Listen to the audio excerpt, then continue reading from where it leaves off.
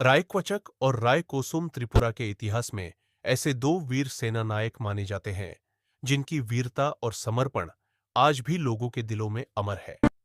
ये दोनों महान योद्धा त्रिपुरा के प्रसिद्ध राजा महाराजा धन्य माणिक्य 1490 से 1515 ईस्वी के शासनकाल में राज्य के मुख्य सेनापति थे।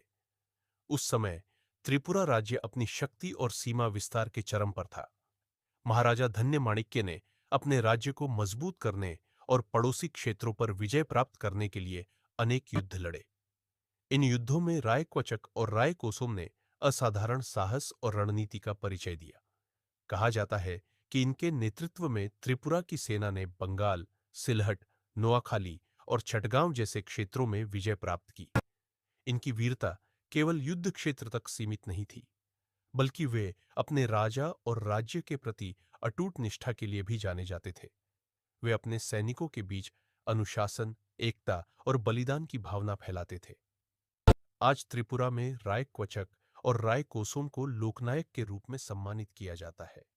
उनके नाम पर मूर्तियां और स्मारक स्थापित किए जा रहे हैं ताकि आने वाली पीढ़ियां उनके साहस, देशभक्ति और नेतृत्व से प्रेरणा ले सके।